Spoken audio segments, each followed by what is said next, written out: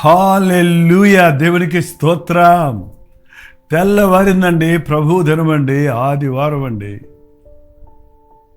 మేల్కొన్నారా? మందిరం కాబట్టి, దేవుని సన్నిధి కాబట్టి ఎప్పుడైనా వెళ్ళొచ్చులే. ఆఫీస్ అయితే, మరి ఇతర పనులు అయితే సమయానికి అందుకోవాలనుకుంటున్నారా? అన్నిటికంటే ఎక్కువగా ప్రభు దినాన్ని మనం ఘనపరిచినప్పుడు ప్రభు మనల్ని ఘనపరుస్తారు. చిన్న ప్రార్థన. పరిశుద్ధుల నీకు వందనములు. మరొక ఆదివారం నీ సన్నిధిలో నీ మాట కొరకు కనిపెడుతున్నాం. నీ మందిరాలకు వెళ్ళడానికి ఆశపడుతున్నాం. మమ్మల్ని దీవించమని క్రీస్తు నామములో అడుగుచున్నాను తండ్రి, ఆమేన్. కీర్తన 122 ఒక్కసారి చూద్దాం. చూడండి, కీర్తన 122. యెహోవా మందిరమునకు వెళ్ళుదమని జనులు నాతో అనినప్పుడు, మందిరానికి వెళ్దామని జనులు నాతో అనినప్పుడు, మందిరానికి వెళదామని ఏంటంటే, మీరు మందిరానికి వెళ్దాం బయలుదేరు అని మీరు ఒకరికొకరు చెప్పుకుంటారా?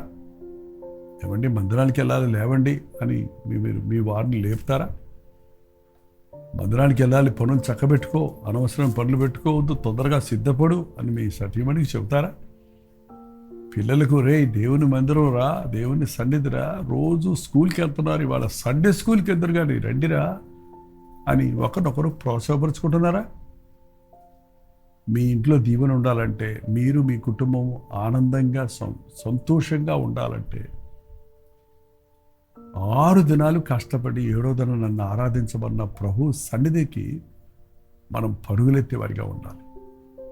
మందిరములకు వెళుదాము రండని జనులు నాతో చెప్పినప్పుడు నేను సంతోషించి తిని.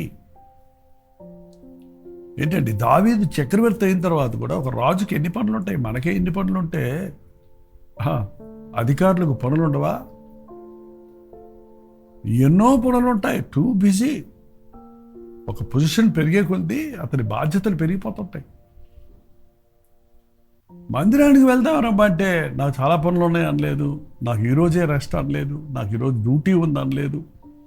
నేను సంతోషించాను. మందిరం అనగానే ఎస్ ఐఎమ్ రెడీ. అలా ఉంటే ఇంట్లో ఎంత బాగుంటుందండి. మందిరమా వెళ్ళాలా అన్నట్టుగా ఒకరినొకరు కృంగు తీసుకుంటున్నారు. కానీ ఇళ్ళల్లో కూడా అందరు రావటం, నువ్వు పో నేను వస్తానులే అని ఒకరొకరు వదిలేసిపోతున్నారు. అందరూ ఆదివారం మందిరం వెళ్ళేటప్పుడు ఇంటికి తాళం పెట్టాలి. ఇంట్లో ఎవరు ఉండకూడదు. పిల్లలకి, పెద్దలు, వృద్ధులు, ప్రతి ఒక్కరికి దేవుడి సన్నిధిలో దీవెన ఉంది. మందిరమునకు వెళదాం రండి జనులు చెప్పినప్పుడు నేను సంతోషించింది. యెరూషలేమా, మా పాదములు నీ గుమ్మములలో నిలుచుచున్నవి. యెరూషలేమా, బాగుగా కట్టబడిన పట్టణం వలె నీవు కట్టబడి ఉన్నావు.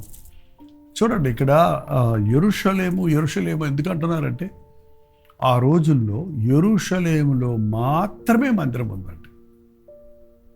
ఎక్కడెక్కడున్న వారందరూ ప్రభువుని ఆరాధించుకోవడానికి యెరూషలేములో ఉన్న ఆ అభిషేకించబడిన మొరియా పర్వతం మీద కట్టబడిన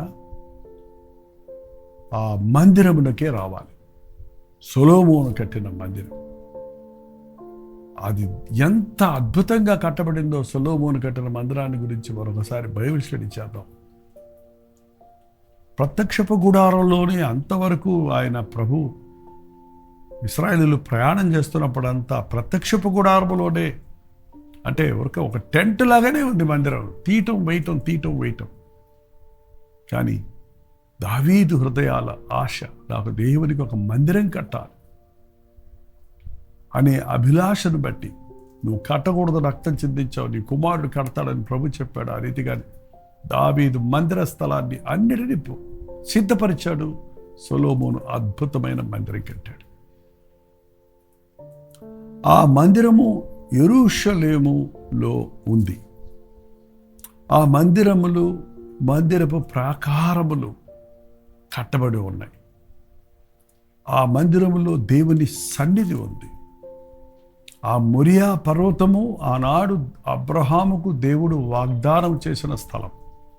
నీకు ఒక్కగానెక్కడైన కుమారుని నా కొరకు మొరియా పర్వతం మీద తీసుకొచ్చి బలిమ్మన్నాడు. చూసారా? అదే పర్వతం మన కొరకు యేసుక్రీస్తు బలైనటువంటి, ఆ రోజు ఇస్సాకు బలి ఇవ్వబడలేదు కానీ ఆ స్థానంలో మన ప్రభు మనందరి కొరకు ఒకేసారి ఇవ్వబడ్డాడు. బలిగా మారాడు. దహన బలిగా తన ప్రాణార్పితాన్ని చేశాడు. అక్కడే ఆదాము సమాధి ఉందని కూడా వినికిడి. అక్కడే కలువరి శిలువలో ప్రభు ప్రాణం పెట్టింది, ఆ యెరూషలేములోనే. దేవుని మందిరము అన్నప్పుడు మనం ఇవన్నీ గుర్తు చేసుకోవాలండి. ఆయన ఆరాధించుకునే స్థలం, ఆయన మన కొరకు ప్రాణం ఇచ్చిన స్థలం, ఆయన వాగ్దానం ఇచ్చిన స్థలం, ఆయన మనం దర్శించే స్థలం, ఆయన మనం ఆరాధించే స్థలం. మందిరముడికి వెళదామంటే దేవుడిని ఆరాధించుకోవడానికి కదా. ఇప్పుడు యెరూషలేము వెళ్ళక్కర్లేదండి. మనం ఇప్పుడు ఆయన కృపాసనం దగ్గరికి ధైర్యంగా వెళ్ళొచ్చు. పాత నిబంధనలో పరిశుద్ధాత్ముడి కార్యాలు ఇంకా చూడలేదు, ప్రభు శిలువయాగం జరగలేదు కనుక ఒకచోటే మందిరం ఉంది. ఇప్పుడు ఆత్మస్వరూపి అయిన ప్రభు ఎక్కడ 2-3 కూడి ఉంటారో అక్కడ ఉంటారు. ఇన్ని మందిరాల్లో ఎంతమంది దేవుని సేవకులు, ఎంతమంది దేవుని బిడ్డలు, ఎన్ని భాషల్లో ఆరాధిస్తున్నా, అన్ని చోట్ల దేవుని సన్నిధి ఇప్పుడు చూస్తున్నాం. ఆన్లైన్లో వచ్చిన తర్వాత మేము ఇంట్లోనే ఆరాధించుకుంటున్నాం అంటున్నారు. ఎంత మాత్రం సంపూర్ణం కాదండి. దేవుని మందిరాలకు వెళ్ళాలి. కష్టమైన, నష్టమైన, ట్రాఫిక్ ఉన్న, ఇల్లు వదిలిపెట్టాలి, పనులు పక్కన పెట్టాలన్న దేవుని మందిరంలో ఉన్న దీవెన మనం ఎక్కడ సంపాదించుకోవాలి. ఎందుకంటే దేవుని మందిరంలో మనకి దీవెన ఉంది, సంతోషం ఉంది. ఇంకొక మాట 3వ వచనం చూస్తే, అచ్చట న్యాయము తీర్చుటకు సింహాసనములు, దావీదు వంశీయుల సింహాసనములు స్థాపించబడి ఉన్నవి. మందిరంలో ఏం జరుగుతుందంటే మనకు న్యాయం జరుగుతుంది. కోర్టుకి ఎందుకు వెళ్తారు చెప్పండి? మనం న్యాయం కోసం వెళ్తాం. దేవుని మందిరం మనకు న్యాయం చేకూర్చే స్థలం. మన పక్షంలో ప్రభు వాదిస్తుంటాడు.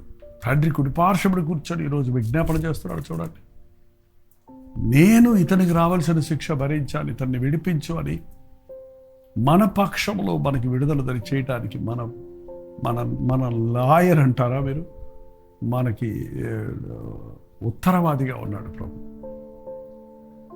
ఒక లాయర్ని ఎందుకు పెట్టుకుంటారండి? మా క్లయింట్ క్షమించండి, అతను ఏదో తెలియజేశాడు, లేకపోతే పలానా ఎక్స్ప్లెనేషన్ చేస్తాడు, చూసారా?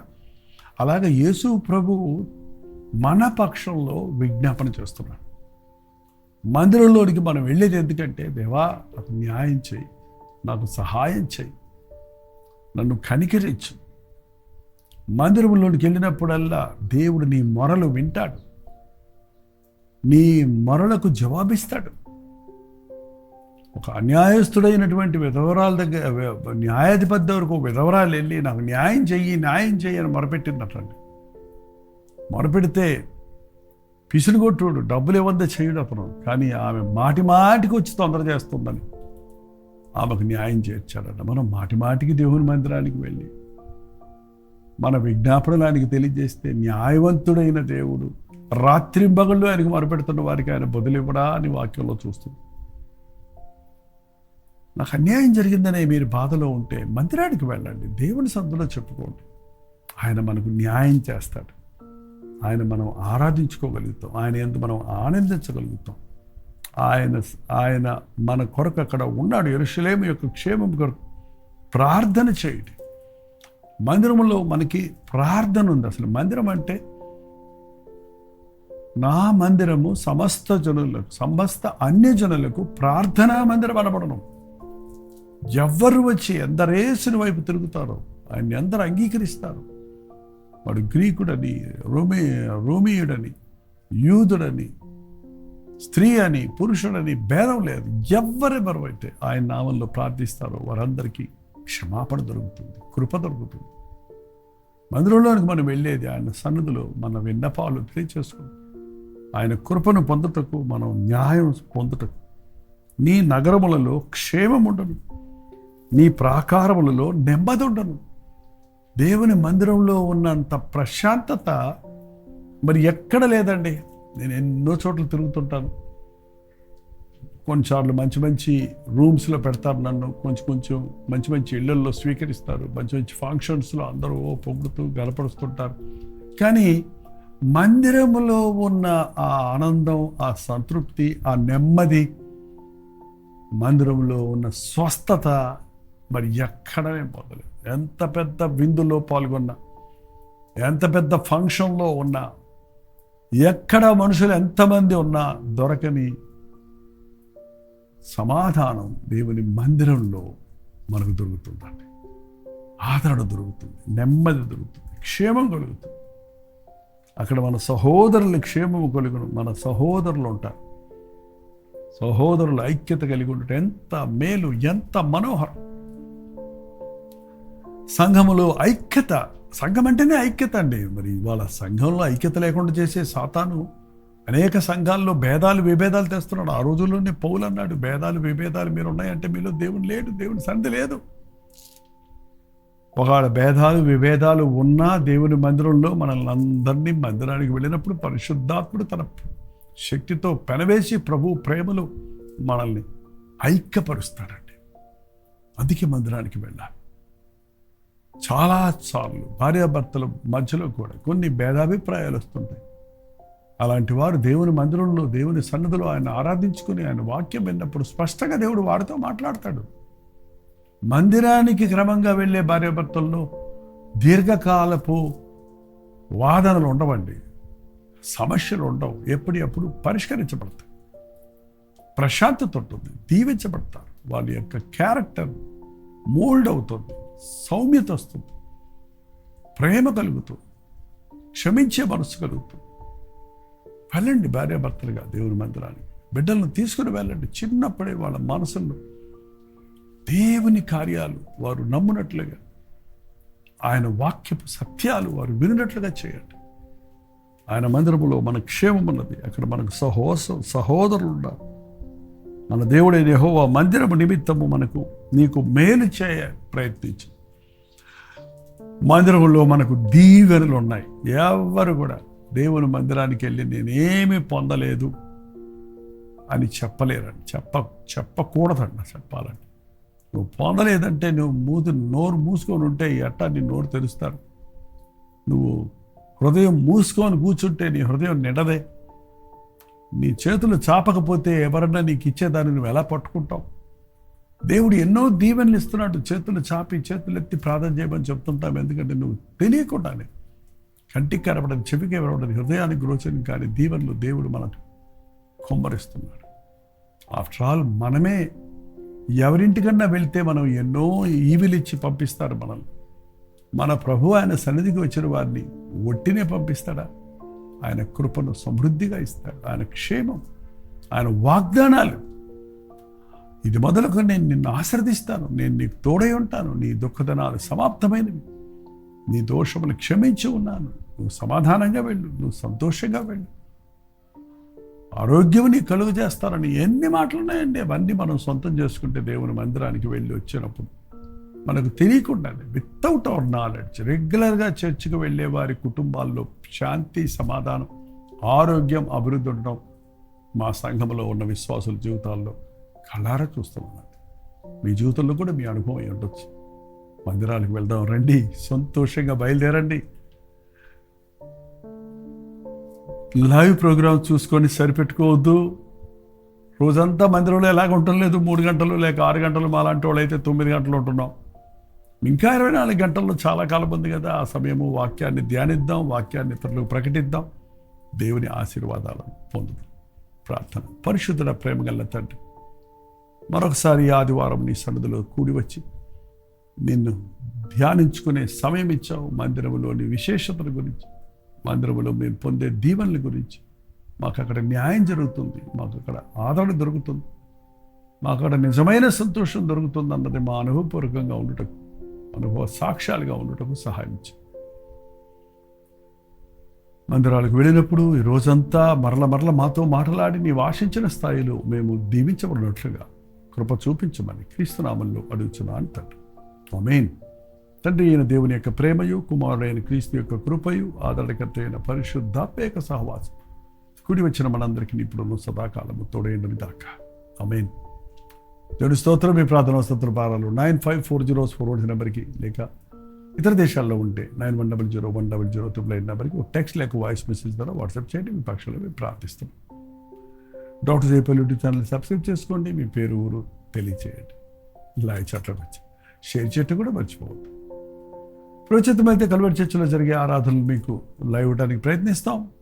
మీ చర్చలు ముగించుకొని వచ్చిన తర్వాత లైవ్లో లేకపోతే యూట్యూబ్లో ఉన్న వర్తమానాలు మళ్ళీ ఒకసారి వినండి. ఈ దినమంతా దేవుని సందులో గడపండి. అలాగే మధ్యాహ్నం 3 గంటల హెచ్చరిక, రాత్రి 9 గంటల కల్వరి ప్రతిధ్వనులు మళ్ళీ గెలుచుకుందాం. అంతవరకు దేవుని మహాకృప మీకు తోడైన దాకా.